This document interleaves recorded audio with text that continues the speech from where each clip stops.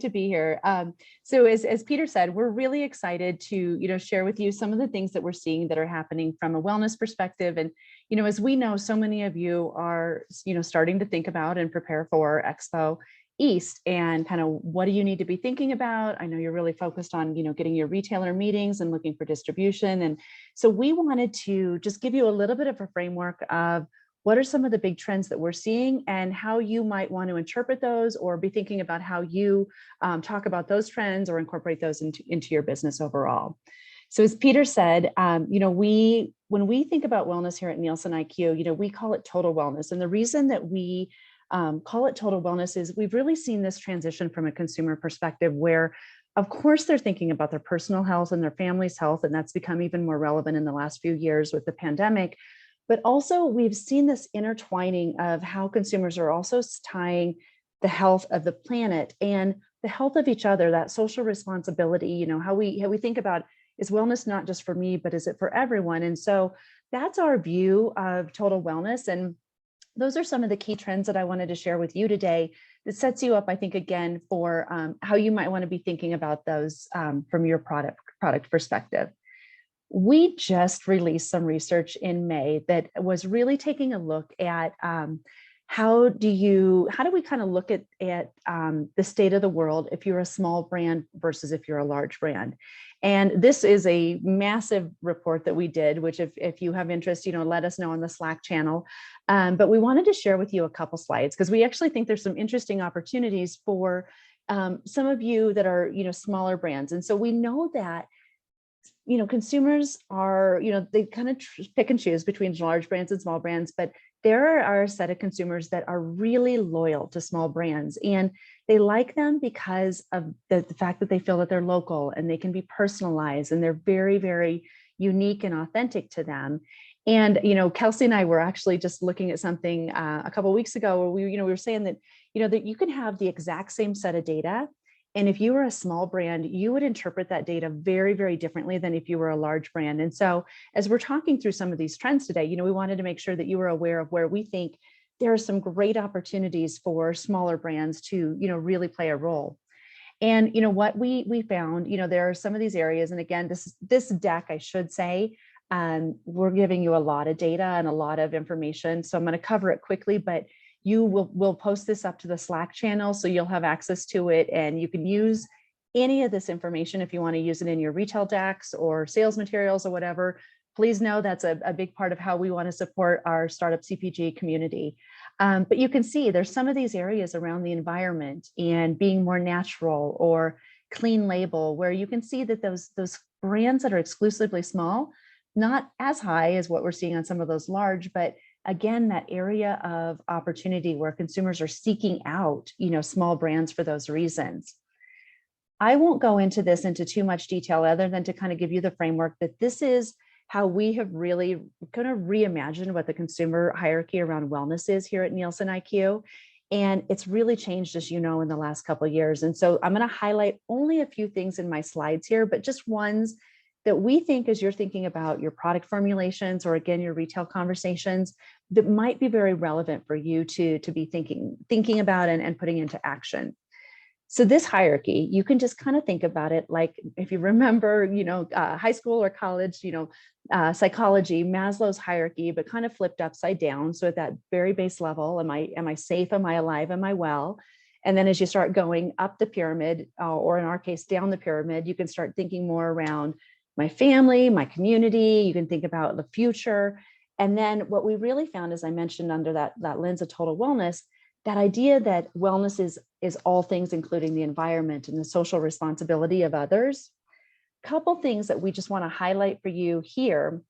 And again, I'm just going to show some of these, some of the specific ones. So that very first one around urgent care. One highlight that we have for you and just a major consideration that we're starting to see the industry kind of really pay attention to is the fact that, the pandemic really put a spotlight on comorbidities. So things like heart disease, obesity, diabetes, and that's really important. So as you are thinking about product formulations, I'm going to share with you a few trends where we're really starting to see, some brands who are actually talking more about things like diabetes in their marketing, talking about it in their packaging. We're seeing more of a focus on things like sugar and carbs. So again, I'll show you some of these trends, but just at a high level, we wanted to make sure you kind of saw the framework of, again, why we're starting to see some of these attributes really, really grow from a consumer perspective. Now, I know the next two charts are super busy. I've got 3 charts that are really busy in this presentation. And part of that is just because I know we're going to give this to you in a hard copy electronically, and you can take and use any of this information. But here's what we're really recognizing. There's kind of some big buckets of what consumers are looking for. So of course, they're looking to where they're trying to avoid the negatives, the sugar, the carbs, the gluten, et cetera. And you can kind of see what the ranking is. One of the big areas we're watching, as I mentioned under that diabetes piece, is sugar. And you probably have seen, that they're looking at like even evolving the facts up front to talk about no added sugars. So if that's part of your formulation, I definitely think, take a good look at what we've got in this stack. And, and also you can always, reach out to our teams, Kelsey and Mark's team, and, get more detail on this. The processing component, as you know, we are seeing, even you probably can think about this for yourself personally, consumers are getting much more savvy around the cleaning up of the labels and wanting things to be natural and not have preservatives. I mentioned, you can see that some of the growth here on heart health, that really is tied to the fact that we're really seeing, food being leveraged as medicine, and consumers that are really looking to treat their ailments more proactively than they ever have been before. And I should say, this isn't just for human, food and beverage. We're also seeing this in beauty. We're seeing it in pet care, but really this kind of proactive action from a consumer perspective. And I'll cover this at the very end, but the last area is really the idea that consumers are really paying attention to how the products are produced, how people are treated along the entire supply chain. I know many of you, really do cover that in your marketing. So wanted to just, let you see what we're seeing from a consumer perspective in terms of what they are interested in. We do, I personally do a lot of presentations and analysis on like, what are consumers doing and how are they eating and what are they doing differently? And as I mentioned, we kind of look at 2 things. We look at sales data, but we also look at what consumers are searching for. And for us, their searching is when they go onto a retailer website, and this could be anyone from Kroger to Walmart to Amazon to Instacart, we actually track what they type in. And for us, this is really helpful because it helps us to kind of see things that maybe are happening even before you see it in the sales data. And so you can we call it signal identification. And so you can see here things like carbs, searches are up. There's 2.3 million searches around carbs, dairy-free. And a lot of this I need to point out, you can kind of see that juxtaposition between what people are searching for. There's a lot of searches, but then really there aren't a lot of people on that diet or doing that sort of proactive eating. And I think a big piece of this is really tied to the fact that we are seeing a lot of flexitarianism, and it's, kind of in things like sober curious and alcohol. It's where people are searching for vegan, but really we only see about 2% of people that are actually consistently eating vegan. We've got a lot of people that have tried things like Whole30 and try not to eat dairy, but they do kind of sometimes eat dairy if it's really good. And so this idea that consumers are not all or nothing, but they're kind of on this journey and making switches day in and day out.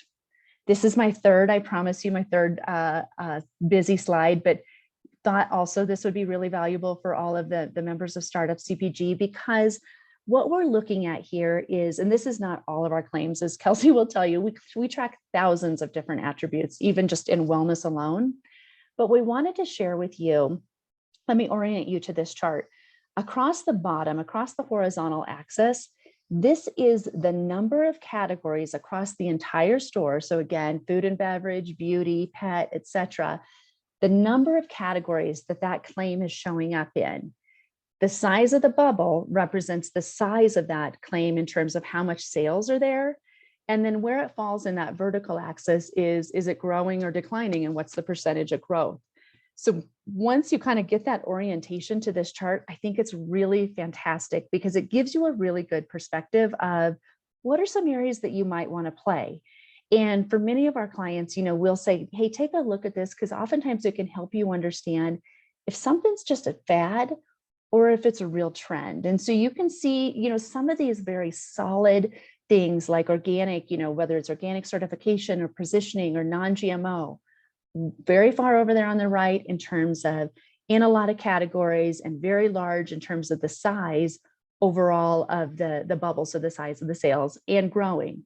And then you compare that to, so, some of the things where you might see media coverage, but you're trying to figure out, like, is this important? Should we be doing something with it with our product? Things like regenerative agriculture, where the dot today is much smaller. We're seeing very dramatic growth. But again, that size overall is smaller.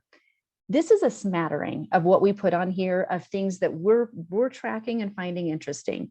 So the fact that we're seeing a lot of food as medicine, the fact that we're definitely seeing this interest in how products are produced, both in terms of how people are treated along that supply chain or animals are treated, but also in terms of how it's packaged, the impact that it has on the environment.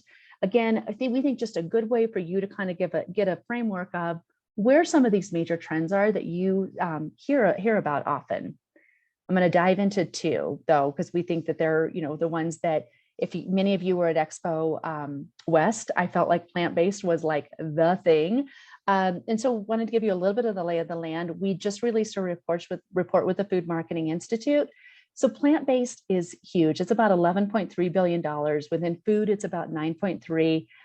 You hear a lot of conversations around, of course, like the alt proteins or the milk alternatives. And so we just thought this would be helpful for you to see, like, what's the size of the prize? What does plant-based even look like? And, where are these ones where you get a lot of coverage? What do they look like? Now, some things that we're seeing is that plant-based is, these top 15 categories are on this slide. They're about 90% of the sales. And we wanted to share with you both a 3-year look and a year ago look. And the reason being, 3 years, that gets us, 3 years is pre-COVID. So you get that whole huge COVID spike, but we're also, what did it look like before? But then versus year ago, you can see that some of these trends are really starting to soften in certain areas. There's some areas where we're still seeing that consistent growth, like in creamers and in beverages. And I think diet and nutrition is another one there where you're seeing good growth. But again, and I would say for you as brands, watching year ago trends, but especially because the last 3 years have been crazy, kind of also watching what's happening from that larger perspective. Now, what do we think in terms of a plant-based perspective? I think it's important to recognize, consumers are finding plant-based. These are products that actually physically are saying plant-based in the store. So you can see consumers are finding it everywhere. And the research that we found shows that consumers are saying, I want to eat more plant-based. I definitely, I'm trying to do it primarily for my health and nutrition. We actually found that the environment fell much lower in terms of their level of priorities. But what they did tell us was they're confused. I'm confused on what's a plant-based product. And, you can tell that we might be creating a little bit of that confusion here in our industry as well, because when we see things like plant-based diapers and plant-based nail polish, plant-based across the store, it could continue to kind of muddy the waters and confuse things from consumer perspective. But it also, I think it's important, just to kind of state the fact that this is a trend. It is, kind of a growing trend, although it's been slowing. And there is some great opportunity to kind of think about what those halo effects are from plant-based. I do want to make sure, Kelsey or Peter, I see someone saying that they can't hear anything. Are you able to hear me? Yeah, we can hear you okay. Amal, I see that you're having a little bit of a tough time hearing. We will post the recording afterwards, so if you can't get the audio to work, you'll have access to it. But I would recommend jumping out and rejoining, maybe closing out Zoom and then jumping back in. Oh, perfect. Thank you. I just wanted to make sure I wasn't talking, and I mean, I do love to talk.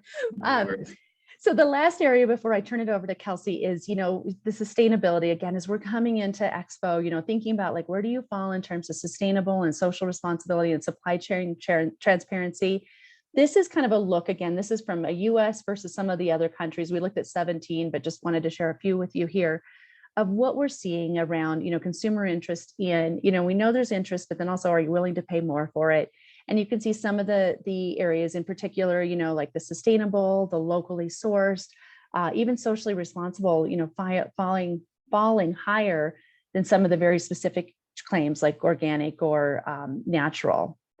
And as I mentioned, we track 90 different, ways to Sunday around what's happening with the environment and with social responsibility and with animals. And so these are just a few, but we're seeing this across the store in terms of growth. I will tell you, when we kind of do a comparison of the departments, food and bev is definitely, one of the leading areas where we're seeing a lot of these trends, as is beauty. Where we're seeing some of the lagging is really in the pet space as well as in the household care overall. But again, this is just a smattering of some of those attributes that we're seeing that are really, I think it's showing that consumers are very interested and they are making these purchases. And I also think it's great because we're seeing from an industry perspective, we have more and more of these offerings that are available for consumers. The last area that I just wanted to share with you, because I think you're going to hear a lot about it at Expo. And so being prepared in terms of, and I know that because we are helping somebody with one of the keynotes for that, is around how do we make sure that we're representing from a social responsibility, how are we reaching all consumers? And this is, I think, going to continue to be more and more of a conversation. And so I just want to frame it up for you in two spaces. So one, this is we took a look at the top major manufacturers in the US, and we took a look at all of their brands and we aggregated them together. And the hypothesis, or kind of the point of view, was even though this brand might skew toward this demographic and this brand might skew toward this demographic, shouldn't you as a whole represent, like the US? And what we found was those top 20 brands actually didn't. We're still skewing, more heavily white than what the demographics of our country is. And so the big piece that we wanted to share with you is then we took a look at these brands and we took a look at the ones that were the most diverse and represented closer. Nobody represented the US demographics exactly, but what did it look like for those ones that represented the closest? We found that they actually had the best growth. They had the strongest growth over the last 3 years. And so we share this with you because this idea of, equity and inclusion is critical, right? It's critical in terms of our employees, but it's also critical in terms of the consumers that we're reaching. And so, thinking about that from your brand perspective, we definitely think is an important component. And it will be a more and more important component in terms of conversations that you're having with retailers, as well as conversations with consumers. The reason I wanted to tie that sales data to it for you is we also, really want to drive home the fact that as you think about growth and you think about our population slowing, we do know where the growth is going to come from for brands is really going to be in that diverse space. And so again, as you're just thinking about your products and your brands, kind of understanding that there's these ways to measure ourselves, that this, and 𝗂𝐿𝐶ie can go into how you actually can look at that in 𝐕𝐲𝐬, we think is an important part of the conversation. So with that, 𝗂𝐿𝐶ie, I'd love to turn it over to you to actually put some of these concepts into action. Perfect. Thanks, Sherry. Nice to meet you all. Those of you who I haven't met yet, I'm 𝗂𝐿𝐶ie Michelle. I'm a product leader for Nielsen. I specifically work on 𝐕𝐲𝐬, which is our product for emerging and expanding brands. And I'm going to focus on how do you take all of this data that Sherry just highlighted, right? That's high level trends, but really make it help you reach your business objectives. So if you go to the next slide, Sherry, I wanted to start with 2 questions for the group. So if you want to just answer in the chat, we'll just do this open to get a sense of, where is your brand today and kind of what's your experience with market data so far. So Sherry, you can click to show the questions. So answer, number 1, 2, 3, 4, or 5, depending on where your brand is today. So if you're not yet in market or maybe sold only direct to consumer, right, and are looking to expand, answer number 1. If you're in very limited distribution, so maybe you're sold in 1 to 2 online retailers or a few stores, that's 2. In limited distribution, right, you're in a few stores, maybe 1 to 2 retailers. 4 is you're in national distribution. So maybe you're in one big retailer like a Whole Foods, or you're in a couple regional retailers. And then 5 would be you're in a lot of categories, right? And you're in multiple national retailers. So you're kind of looking at how do you optimize performance overall. So I see a bunch of chats coming in. Thanks, that's great. I see a lot of 1s and 2s. So either not yet in market or maybe in a few stores, but probably looking to expand. And so then the second question I had is, what's your experience with data today? So I don't use data, haven't used data, right? Really haven't explored that, at least from a market measurement perspective. Use what you can find for free. There's nothing wrong with that. And I can even talk about some more free resources. 3, I've purchased data, but don't currently, right? So you're using it infrequently. And then last is you have a source where you're getting market measurement data ongoing today. Okay, I see a lot of 2s. So people are being savvy, using kind of what they can find or what they're getting from partners. Information like what Sherry is sending out is great stuff to pull into your presentations, right? If you are a plant-based product, for instance, even pulling those facts into retailer pitch decks you have, right, is a great way to even show the growth of the industry, right, and how things are performing. All right.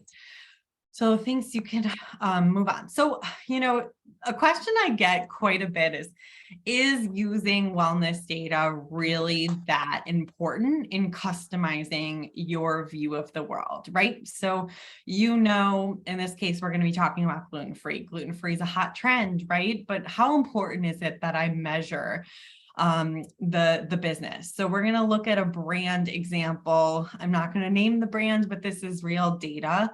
And we're going to look at a fake scenario, though. They're looking to launch some additional frozen pasta items. They're already in frozen pasta today. And the products that they have a current velocity of 200, let's say 300K. Velocity is the sales per point of distribution, right? So how productive is each item on shelf? So if you want to hit once, Sherry.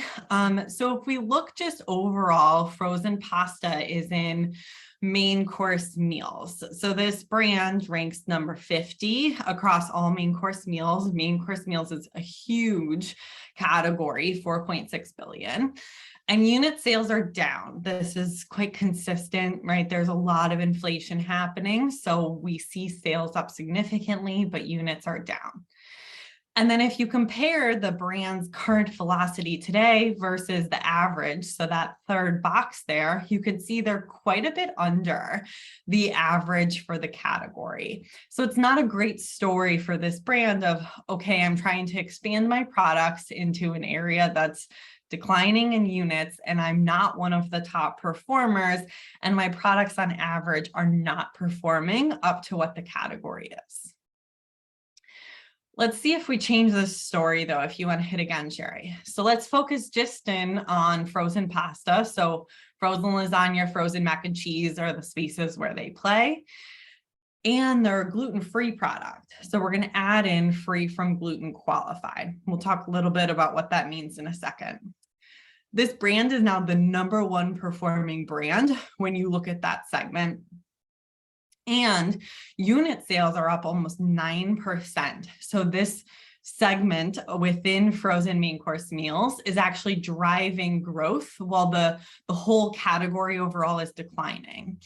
And when you look at the velocity on average of these products, now the brand is outperforming the average product in terms of the productivity of each product. So it completely changes the story from a discussion that might have been difficult with a category manager on why to invest to a very clear story of we're doing well, it's an expanding space. This is a good opportunity to add those additional products. And if anyone has any questions at any time, please feel free to add them in the chat and we can answer those as well. So go ahead, Sherry. So this idea of your competitive space, right? So in that example, frozen lasagna plus frozen mac and cheese that's gluten-free is the space in which this brand is playing. So how do you define that, right? You want to think about something that would make sense in terms of where your products are placed on shelf and what consumers are deciding between when they purchase the product. So three things to think about when you're defining your competitive space. One, would it resonate with a retail buyer or category manager when you have that discussion with them based on how they define their sets? If you're not sure, go into a grocery store, look at a couple different sets, right, and see how the products are arranged. Often, right, they either they block it by brands, right, with like categories, or potentially they have a separate like natural or organic or even gluten-free section within the aisles. Second, and this is honestly where I see the biggest mistakes happening, is when you segment your products, it needs to be big enough that there's meaningful sales in that segment, that a buyer is really going to care about the segment. And also there's strong performers, middle performers, and underperformers. If you segment your product space down so much that it's only you and potentially one other brand, there's not much room to grow. Like, what item are you going to recommend that the retailer delists in order to add your products on shelf? So sometimes, even though the product may not be an exact match for you, you need to think broader in terms of what are the types of consumer decision points that a consumer is going to make when trading for this product, and then expand to include those products as well.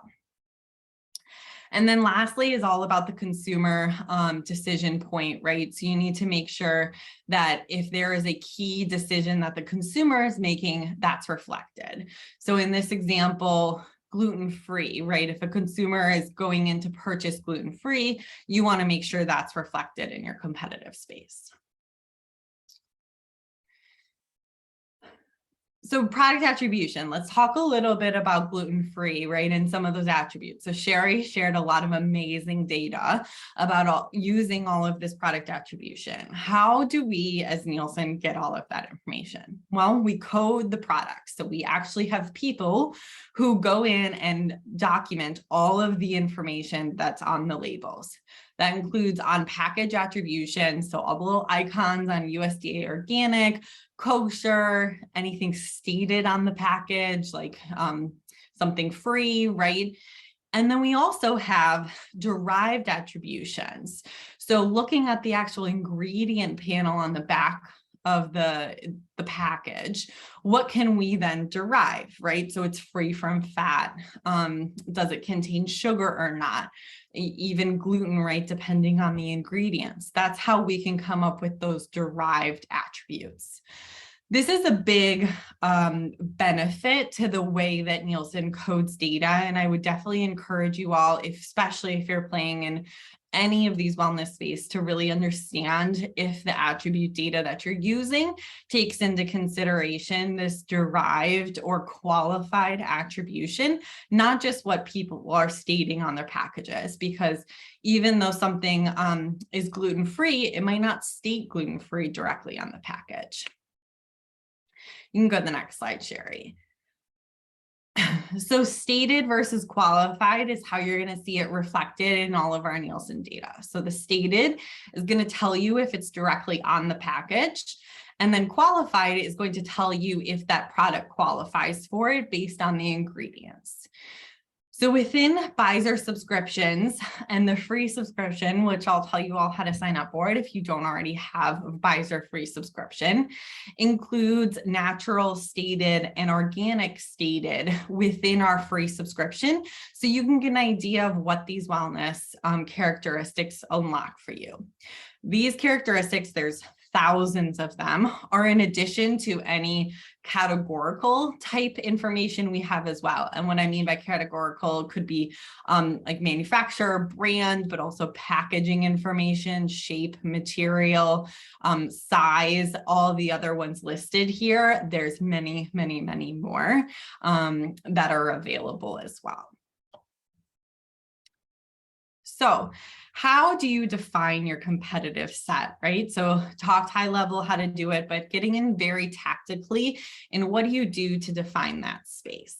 So the first step is understand the category landscape. So this is where where your products are sold today in terms of the category. And we have within the 𝐕𝐲𝐢𝐧 tool, a dashboard that's called the product lookup tool that allows you to type in your brand and see categories where they're sold. And you can look at every UPC and where it is located. So it will tell you exactly where they fall. So in this case, right, for our example brand, they were in frozen main course meals, specifically in the subcategories of frozen lasagna and frozen mac and cheese. The second step is understanding your competitors. So sometimes it's even more important to understand your competitors, as they're going to give you a better understanding, right, of the consumers and what consumers are deciding between when they make those decisions. So you can take a look at searching for brands in a category, right, and seeing within a category what are the top brands. You can also use that product lookup tool, right, to deep dive on a brand and where their products are sold. Those two types of tools are free. And then obviously, if you were to upgrade for a paid subscription, something like a brand ranking report will give you sales volume, growth measures, all of that type of information for your different competitors. Third step is understanding the relevant characteristics. So we talked a lot about gluten-free in this example, but our Characteristic Explorer, which is always free and available to you as well, allows you to look at the characteristics that are coded for every category to see what you might want to drill down into, right? So within, let's say, frozen lasagna, right? What are the top characteristics that you might want to consider? What is the characteristic name to get at what you're looking for, right? In this case, gluten-free is included in that characteristic list. And then last is the custom characteristics. So if you have a very complicated definition, you can build those into a rule to then use ongoing. I see a question coming in as well on how do you access competitive set information? So within data subscriptions, like with Nielsen IQ, you actually have access to not just what your products are doing in market, but any of the products selling at the retailers, how they're doing as well. So you can either look up a specific competitor, see how they're doing, right? Or a brand ranking, for instance, you could run, let's say, a Whole Foods brand ranking for your category and see the sales volume and how you're doing, and then how all of your competitive brands are doing as well.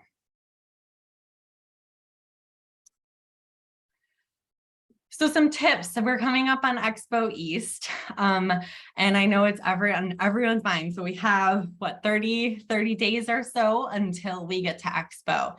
So here's some things to think about in terms of how you can prepare. The first question to think about is, how is your competitive space doing? I'm going to, in the boxes on the right there, it's going to answer how you can get those with the free 𝐕𝐲𝐢𝐧 subscription. So you can get to category dollars and category growth within what you define as your competitive space, and that's in the category and brand trend report. There's also other ways to get at this information, right? Sherry just shared a ton of information on characteristic trends. Those are really valuable tidbits to pull into your talking points as you're going to talk to retailers. The other thing too, you can go to, like, Google actually has a trends site as well that you can search for trend attributes too. So that a couple different kind of sources that you can use to look at, like, how is your competitive space doing overall. What you want to highlight here, and this is true for both retailers and investors, is your space is big and growing, right? There's still headroom to emerge into, and it's something that's big and meaty enough that a retailer or an investor, right, should really take notice of. The second is, are you a good bet? So when it comes down to it, retailers are going to take a bet on bringing your brand into distribution. You may have some measures that you can lean back on in terms of what consumers are saying from a sentiment perspective, or maybe if you're direct to consumer today, how your products are doing so far in sales. But at the end of the day, if they're going to bring you in, they're taking a bet. And so they need to believe, right, that you're going to help to drive their overall performance, because that is how a category manager is incentivized, right? Is how are they doing against their targets, which are typically either to grow sales volume, consumer base, or profit for their category. So they're going to want to know, right, the growth of your products. And if you're in market so far, the velocity, and the velocity is sales per point of distribution. And then the last is how are you doing versus your competition? So this is looking at other brands' growth and velocity as well. And, you know, with full subscriptions, you can look at the whole portfolio of how your competitive brands are doing. Within the free subscription, you actually get the opportunity to look at 10 competitive brands, which gives you a really good starting snapshot, right, on how brands are doing. Another way to use that information too is if there's brands that you're looking up to emanate in the market, you can use some of their key measures like their end velocity, right, or their total distribution to understand what might be a good target for you in the future. I know I saw at least 1/4 of people who are using data today. So just as you get more sophisticated, right, you can customize this story by retailer. You know, if you're going to Expo and you only have a little bit of data that you can get access to, you want to look at the total FMCG channel, which gives you measurement across all the retailers. But as you get into specific retailer conversations, they're going to want it customized to their view of the world. And then you can start to leverage some of those customer measures. So Sherry brought up a great one of you can actually look at demographics of shoppers within a certain retailer to show it matches your portfolio and what your customers look like. But you can also highlight measures such as loyalty, which is one that I know retailers love to look at because the more loyal your brand shopper base is, the more you can ensure them, right, that customers are going to come back for your products. And then last, if you're looking to expand, right, due to innovation, right, distribution expansions, same thing, come armed with the data showing, right, what the size of the prize is for things like that. All right, so what to do next and where can you get a wealth of information before we switch over to a little bit of time for Q&A? You can access this QR code. It's going to take you to a page where you can sign up for our monthly newsletter that has lots of thought leadership that gets published in Nielsen on a regular basis. We include some data tips, training resources, and then also notifications on webinars that might be coming up. We do have a webinar coming up specifically on investors and what investors are looking for in conversations. And we have an investor who will be joining that conversation with us on what are they looking for when brands come to present to them. So that would be a great one. Next is the free access, which I talked quite a bit about, but the free access includes 3 free reports. It really is no strings attached, we promise. So that will get you access to that as well. And if you have any issues as you're signing up, there's a little chat icon in the bottom right that gets you direct access to our customer support team. And then the last is we talked a lot about product coding. We will be doing a coding event at Expo East, and we'll be collecting products to code.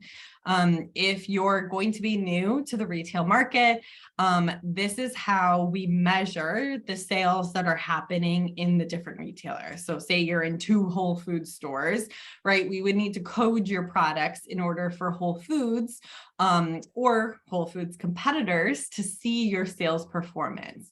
And this is really important because often, right, if Whole Foods is carrying your your product in 2 stores and you're doing really well, the market and their competitors, let's say 𝐂𝐵, right, is going to start to look at, who is really doing well in that market. And that's who they then look to bring into their assortment. So a lot of retailers find new brands that way, in addition to your conversations. So it's really important to get your products coded. So with that, I could open it up to questions. I know I saw one. Free resource on your website, where to find it. So I think that QR code. So try that QR code. There should be a button to sign up for free. And that will take you directly to the 𝐕𝐢𝐲 access.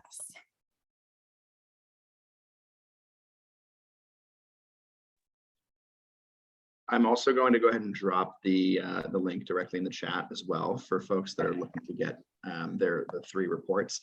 Also, I just want to, again, I mentioned this at the top of the hour, but on top of the 3 reports that you get through signing up, this is, we do this once or twice a year with the Nielsen team, the one-on-ones. Truly the best opportunity to really get a deep dive, especially if you're new to this type of data and want a little bit of guidance on how to navigate without using those free reports and potentially wasting those credits. I really recommend signing up for those one-on-ones. So I will go ahead and drop that link again in the chat in just a moment. But if you are just getting started with syndicated data, point of sale data, this is a really, really great time to leverage the offer from the Nielsen team to just kind of come prepared with whatever questions you have about your category, your competitors, and take them to a team of people who are well equipped to answer those questions really quickly. And then Sherry, Kelsey, Mark also would love to get the wellness deck that some of the pages that we went through earlier, and make sure that we have access to that, because there's some incredible things in there that I think also a lot of the folks in this call could leverage for some of their presentations. Yeah, and I'll just tag on there and say, don't be afraid to reach out. I've got a team of 40-some people that are all educators and have a very consultative mind that want to help you get the most out of it. And we've seen it all, believe me. I mean, we have worked with people who are pre-shelf. We have worked with people who have been on a shelf but might be new in a role and aren't sure about how to use data, and maybe they don't want to self-identify, but we know how to work with you. We know how to help you. And it really is free. It's not like you have to give us a credit card and then cancel something 30 days later. It really is legitimately free. And then one of my folks would love to jump on a call with you for as much time as you have, whether it's just 10 minutes or maybe if you can provide a half hour, and we can walk through how to get the best data, like Peter was saying, out of there that is going to be the most relevant for you. But also, I'll go the other extreme. We have people that self-serve too. They don't need the help. They've been in this industry for a long time. And Kelsey, as the creator of this wonderful platform called 𝐕𝐢𝐲, it can be self-serve for you vets out there. I'd also just not give another plug too. There is a portion of the tool that Kelsey already went over that I use quite a bit. Oh, I realized I'm just off video. I use quite a bit, which is the product lookup tool. Very useful if you want to make sure that your products are coded correctly, first of all. But I think even Kelsey mentioned this, a really great opportunity to look up where your competitors are and where their category is as well. It's just as you kind of navigate the platform, it's really important to have an understanding of the brands that you consider competitors, like how are they categorized within the data, to make sure that you're looking at the right data segments to measure yourself against. So and just to clarify, that lookup, right, for where your products are sold and the characteristic lookups, those don't use those 3 report runs. That's just on top of that. And that's the type of stuff too that Mark's team is really, really amazing at advising you on. So if you want to just focus on that, right, of like, what's my product space? Where do I focus? That would be a great thing to cover in during one of those one-on-one sessions. Mm-hmm. And everything that we have available to you is complete flexibility. So we have clients that will reach out to us once a year to just purchase one report that they need for that Whole Foods meeting. And they'll spend their $1,000 and get their meeting and get on shelf, and that snowballs. And before you know it, they need more information to support other engagements or find other opportunities. And then of course we have clients that are spending, you know, $12,000, $20,000 a year on full-time access to 𝐕𝐲𝑒r so they can pull what they need when they need. So I just want everybody to leave from this knowing that it's completely flexible. We have free stuff, we have trials, we have one time. We will be the most consultative we possibly can and maximize value for you. That's what we care about. Awesome. Well, we've got a few minutes left. I don't know if there's other folks that have questions. I know, you know, some folks are dropping off, but great opportunity to ask any questions you guys have while we have the team here. Peter, I just saw a question come in. I'm in a tiny local brand in 8 very local stores. How can I use your data? I want to grow. This is a great question. We get it all the time, right? So what retailers are looking for is any data to grab onto, right? In terms of a bet on your brand. So the first thing I would say is measure your space, right? You can use data like this to measure your space. You want to look to show your space is growing, right? So if your brand is meeting a customer need like gluten-free or potentially just is in a subset, right? Let's say frozen lasagna, right? Which is apparently doing well. That's good. That's a data point that a retailer can get behind to say, hey, this brand is doing good. And then take any data point that you can use on your information. It could be customer feedback points. It could be a survey you do, right? And commission separately. It could be your direct to consumer information. It could be your sales information, right? In terms of your growth at those 8 local stores. So anything you can get your hands on will help to tell the retailer story and kind of weave together those points of, you know, this is a segment that customers need and is big and is growing, right? And then I fill this need, I'm doing this. And then don't underestimate your story too, because as I mentioned, right, they're taking a bet. So they need to believe in your brand, right? Who are you? What's your team?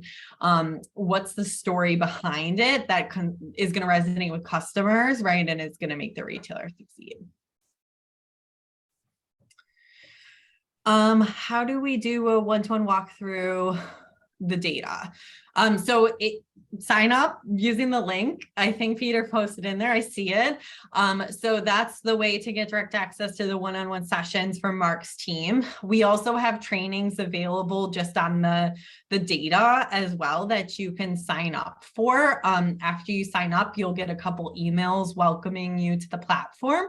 One of those will have a link to training, or you can also search in the chat at any time for training and someone will help you find the training series. Do I use this information in pitch decks? Yes, definitely use this information in pitch decks. The retailers are used to seeing this type of information in pitch decks. The only rule on using data in pitch decks is you can't share a retailer's information with another retailer.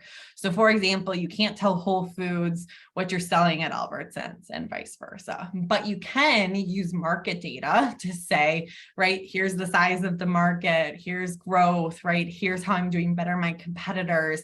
Any of that type of information is fair game.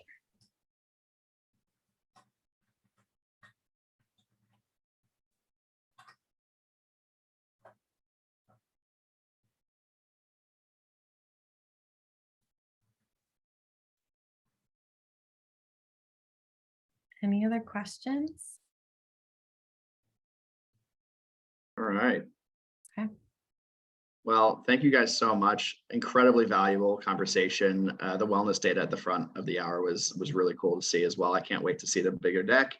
And for everyone on the call, if you were only able to join halfway, know that we're going to post the recording very shortly, and you'll have access to this whole thing again. So feel free to review. Definitely recommend reaching out for the one-on-ones. Definitely recommend checking out the landing page to get access to some of those free reports. Thank you guys again. Thanks, Dan.